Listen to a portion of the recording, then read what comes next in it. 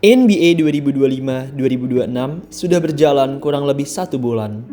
Sejauh ini, tim-tim NBA telah bermain pada lebih dari 15 pertandingan. Dan sepertinya, kita sudah bisa mulai melihat gambaran bagaimana tim-tim ini akan mengakhiri musim mereka nantinya. Di musim ini, terjadi banyak perubahan. Trade serta signing yang terjadi di off-season kemarin sangat membuat NBA musim 2025-2026 ini menjadi berbeda. Pada video kali ini, kanal YouTube Ina Basketball akan membahas 7 pemain yang sejauh ini performanya dinilai mengecewakan di NBA 2025-2026. Disclaimer, list ini adalah versi Ina Basketball dan mungkin akan berbeda dengan versi kalian. Baiklah, tanpa perlu berpanjang lebar lagi, langsung saja kita mulai.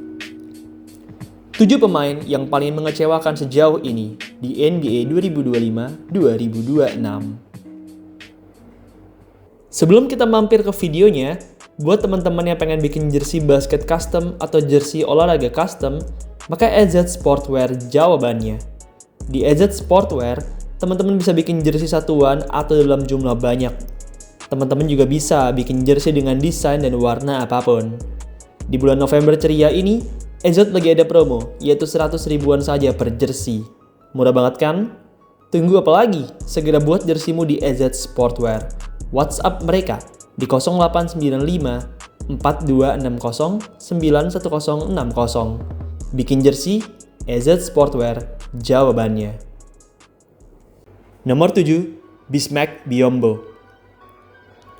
Yang satu ini sebenarnya agak ambigu. Biyombo tampil buruk di musim ini. Musim ini merupakan musim terburuk di sepanjang karirnya, mencatatkan hanya 0,3 points dan 1,0 rebounds per game. Fans San Antonio Spurs punya ekspektasi yang cukup tinggi terhadap Bismack. Musim lalu, pemain asal Kongo ini mampu tampil solid di Spurs, mencatatkan 5,1 points dan 5,6 rebounds per game. Di musim ini, karena menit bermain yang berkurang, akhirnya rataannya pun menjadi menurun. Meski begitu, menit bermain yang sedikit ini tidak bisa terlalu dijadikan alasan. Biyombo memang tidak mampu bersaing dan tampil sesuai ekspektasi para fans Spurs. Ia gagal bersaing dan berevolusi menjadi seorang big man modern, membuatnya kini menjadi bench warmer di NBA. Musim 2025-2026 ini sepertinya menjadi awal kehancuran dari Bismack Biyombo. Entahlah, apakah ia akan bisa bermain lagi di musim depan. Nomor 6, Zion Williamson. Zion merupakan salah satu pemain atletik paling bertalenta di liga. Ia sangat kuat dan cepat. Permainannya seperti tornado yang mengerikan. Sayangnya, ia punya satu kelemahan, yaitu availability. Zion kerap kali mengalami cedera, membuatnya jadi sering absen pada pertandingan. Di musim ini, orang-orang jelas berharap bahwa Zion Williamson bisa tampil utuh untuk Pelicans. Namun sayang, ia rupanya masih sering cedera di musim 2025-2026 ini.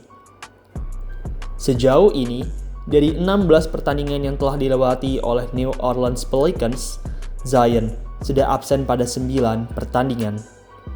Zion sendiri kebanyakan absen dikarenakan ia mengalami cedera hamstring dan memar pada kakinya. Cedera ini terjadi di akhir 2025 dan rupanya terus-menerus kambuh hingga saat ini. Zion juga mengalami penurunan dalam produksi. Rataan poinnya menurun, begitu juga dengan rebound dan assist-nya. Yang paling parah adalah rekor tim. Saat video ini dibuat, Pelicans merupakan tim terburuk di wilayah barat, hanya mampu meraih 2 dari 14 kemenangan. Zion tampil mengecewakan di bulan pertama NBA 2025-2026 ini. Ia lagi-lagi gagal untuk tampil sehat dan membawa Pelicans ke arah yang baik. Nomor 5, Cam Johnson. Pada off-season kemarin, Cam Johnson ditukar dengan Michael Porter Jr. ke Denver Nuggets. Nuggets jelas merupakan tim yang jauh lebih baik dari Brooklyn Nets. Awalnya, orang-orang senang dengan kedatangan Cam Johnson. Orang-orang berpikir kehadiran shooter tajam seperti Cam Johnson akan amat membantu Nuggets musim ini. Sayangnya, Cam Johnson bisa dibilang tampil agak mengecewakan di musim ini. Ia gagal menjadi upgrade version dari MPJ. Rataan poinnya drop jauh, dari yang sebelumnya sebesar 18,8 points per game, menjadi hanya 8,6 points per game saja. Akurasinya juga menurun, dari yang sebelumnya punya 39% 3 points di musim 2024-2025, menjadi hanya sebesar 30% di musim 2025-2026 ini. Memang, di Nuggets ada Jokic dan Jamal Murray. Meski begitu, tidak ada yang menyangka kalau Cam Johnson bisa mencetak poin sesedikit ini. Cam Johnson tampil agak mengecewakan, terutama untuk fansnya Denver Nuggets. Ia diharapkan mampu menjadi pemain 3&D yang solid untuk menggantikan Michael Porter. Namun naas, tembakannya sedang bau saat ini, dan begitu juga dengan defense yang tidak sesuai ekspektasi. Nomor 4, Paul George. Paul George merupakan pemain dengan gaji tertinggi kedua di Sixers musim ini. Ia memiliki gaji sebesar 51,6 juta dolar, hanya 4 juta dolar lebih rendah dari Joel Embiid. Sayangnya, semenjak datang ke Philadelphia 76ers, Paul George tidak pernah berhasil tampil sesuai ekspektasi. Di musim lalu pun, ketika masih relatif sehat, ia gagal mencatat rataan double digit dan punya persentase yang buruk. Di musim ini, George memulai musim dengan telat. Ia sepertinya masih dalam tahap recovery sehingga belum bisa mendapatkan banyak waktu bermain. George sejauh ini baru tampil pada 2 pertandingan saja. Ia sejauh ini hanya mampu mencatatkan 15 points per game dan 6 rebounds per game. George memang belum banyak bermain di musim ini. Meski begitu, ketidakhadirannya lah yang justru membuatnya mengecewakan di musim ini. Nomor 3, Ja Morant. Ja memiliki 3 dosa besar di awal musim 2025-2026 ini, yaitu sering absen, penurunan performa, dan konflik internal. Mari kita bahas secara singkat satu persatu. Yang pertama, sering absen. Ja kerap kali mengalami cedera kambuhan di awal musim ini. Cedera ankle menjadi salah satu yang paling dominan. Cedera ini membuat Ja harus absen pada beberapa pertandingan di musim ini. Selain cedera, Ja juga sempat punya konflik yang menyebabkannya disuspend. Konflik ini akan kita bahas nanti. Selanjutnya, penurunan performa. Efisiensi Ja Morant anjlok di musim 2025-2026 ini. Ja yang musim lalu mencatatkan 45% field goals, di musim 2025-2026 ini hanya mencatatkan 35% field goal saja. Produksi poinnya juga menurun drastis, dari yang sebelumnya 23,2 points menjadi hanya 17,9 points per game saja di musim ini. Ja juga mulai terlihat kehilangan agresivitasnya.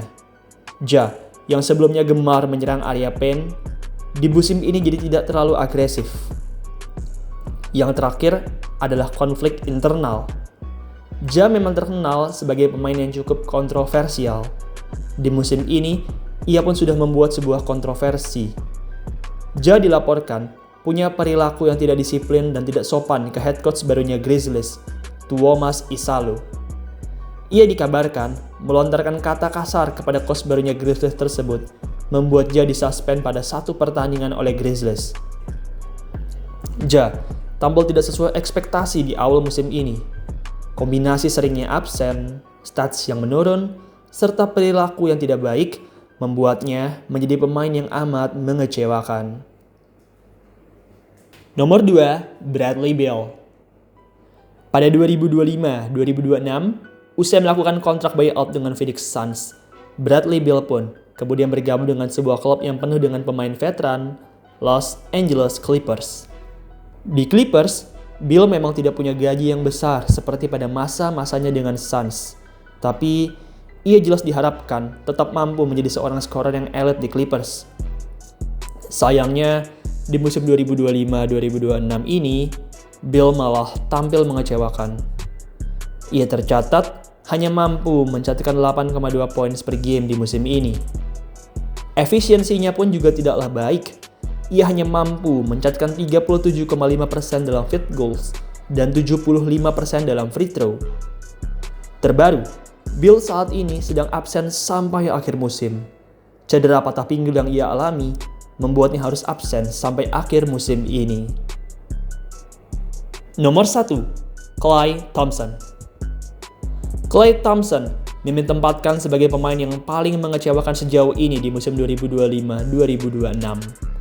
Saat pertama kali masuk ke Dallas Mavericks di musim lalu, Klay diharapkan mampu menjadi scoring option yang elite, mencatatkan 20 poinan per game seperti saat masa-masa prime di Warriors. Sayangnya, hal itu tidak terjadi. Di musim lalu, meski sudah ada Luka Doncic dan Kyrie Irving yang menarik perhatian offense, Klay pun tetap tidak terlalu mampu berbuat banyak dan hanya bisa mencatatkan 14 poin per game saja. Di musim ini, performanya semakin hancur. Ketiadaan Luka Doncic membuat Klay kini semakin dijaga ketat oleh lawan. Klay sudah tidak lagi cepat seperti dulu. Ia tidak bisa membuat ruang untuk menembak, sehingga ia pun jadi kesulitan menemukan spot kosong untuk bisa menembak. Di musim 2025-2026 ini, Klay Thompson tercatat hanya mampu menembak 34% field goals dan 30% saja dari 3 points. Ia hanya mampu mencetak rataan 9,4 poin dan 2,5 rebounds per game. Ia juga kini sudah diturunkan menjadi cadangan. Klay sudah benar-benar menurun di musim ini.